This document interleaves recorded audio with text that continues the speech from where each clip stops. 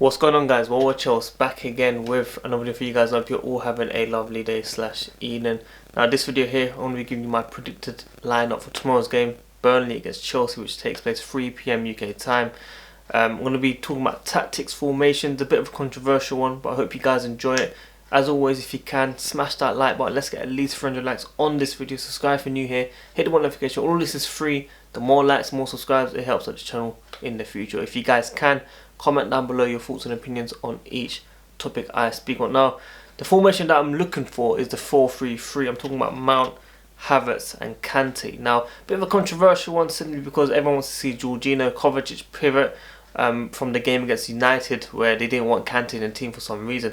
I'll tell you this now, Kante might not have been perfect on the ball, but off the ball without him, we will get demolished. That sounds a bit funny. But yeah, we will get demolished 100%. And I'll tell you why. I saw against Krasnodar when Jorginho and Kovacic played as a pivot.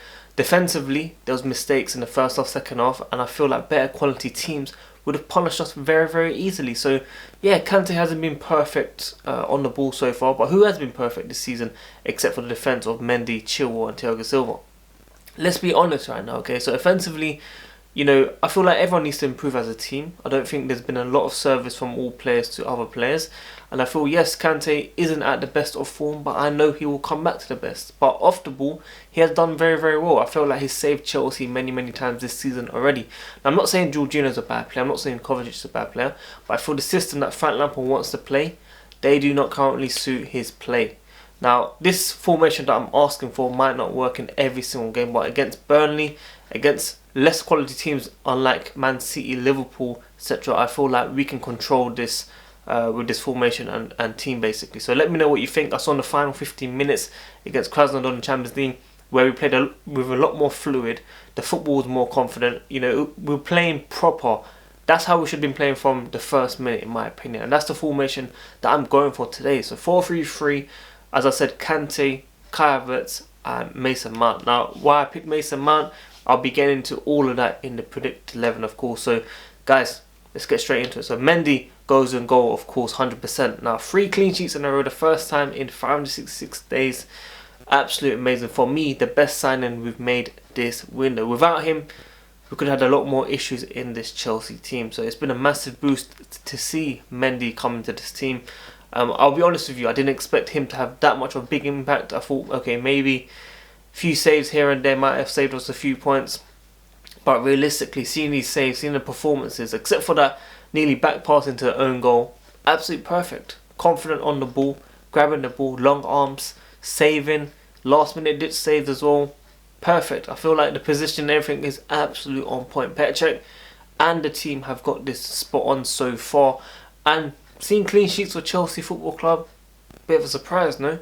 Amazing, amazing for Chelsea fans, of course.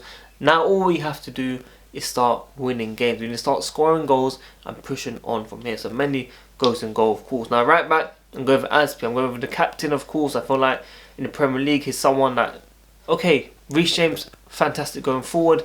Still needs to learn a bit defensively, and I feel like Azpi's the man to help him there. Reece James' spot is definitely there for the coming years, of course. It's difficult to pick between the two unless Frank Lampard plays 5 at the back. But for me, when it's 4 at the back, Azpi has to play because I feel like the experience and everything comes into play, and he's the man who's done really, really well this season at the end of last season as well. So for me, the captain comes back into this team. Now centre back, I'm sticking with Kurt Zouma. Now Kurt Zouma has done really, really well with Thiago Silva. I feel like when he plays with someone with experience and leadership, he can excel and become a better player as well. And he is our best centre back, you know, throughout the last couple of years as well, in my opinion. So yeah, Kurt Zouma definitely comes in. Now, this is not disrespect to Tomori. I don't know how Tomori's going to play, but I'm sure he'll get some minutes eventually. Christensen shouldn't have been the starting lineup, and I feel like Rudiger, okay, he had a decent game in the midweek, but, you know, not enough to start every single game again. I know positive talks between Frank Lampard and himself, but for me, Kurt Zouma and, of course, Thiago Silva comes in straight away in the left centre-back role, and I feel like these two play really, really well together. They get along. I feel like the communication is there as well, even if it's not the best between each other, of course. Now, left back, Ben Chilwell. You guys know Ben Chilwell has surprised many Chelsea fans this season, including myself. If I'm being honest, you know, I told you guys it wasn't the first target simply because of the price tag, Marino surprised of course, 45 million plus 5 million add-ons. He's been a gem so far as well. Him, Mendy, Thiago Silva at the back have been absolute immense. Without these guys, there'll be massive issues that we had last season. But now we're starting to, build up the gaps, close off the cracks, of course, and now we need to push on from here. So Ben Chilwell could become one of the best left backs in the Premier League very soon at this rate, in my opinion. So keep it up, Ben Chilwell.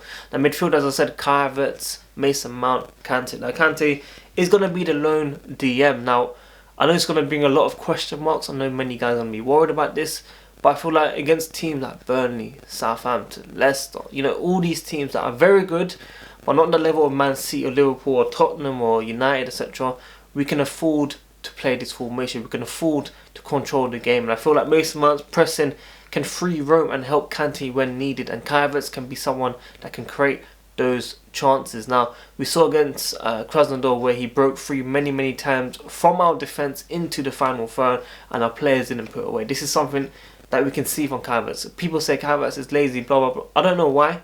I feel like they just expect goals and assists.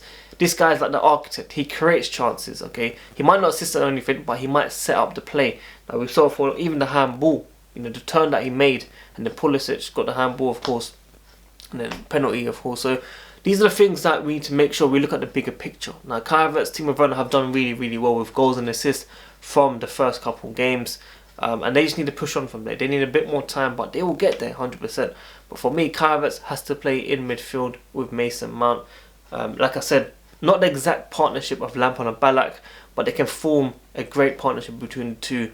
And I told you guys, Mason Mount, he just needs a bit of rest, but he needs to also play in the right position. I feel like in the midfield, that is his position. And with his pressing and, of course, when he rests, hopefully he gets that confidence back and pushes on again. On the left side, Christian Pulisic has to start left wing. Our number 10 has to start there.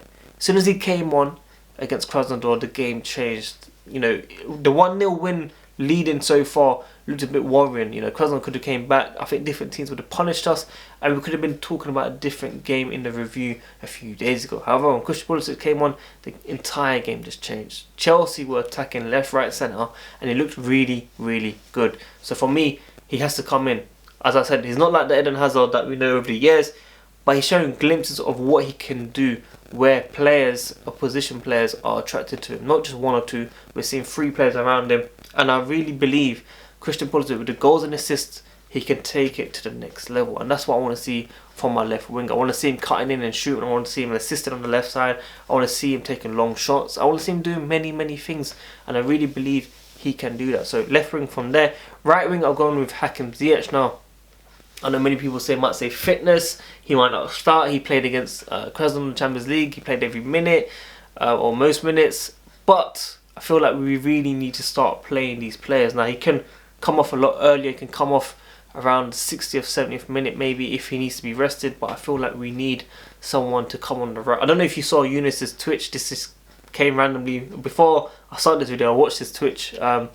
The guy cut in left foot and he curled it in. Absolute bangers. Top bins, man. Top bins. Like Mason Mount says. Eunice, trust me, man. I really enjoyed it. But he has to come in. He has to show that as well, man, in real life. I know he done it against Valencia last season, but I need to see that for Chelsea Football Club, if you know what I mean. So, hopefully, Hakim Ziyech, for me, starts right wing. And up top, we'll go with Timo Werner.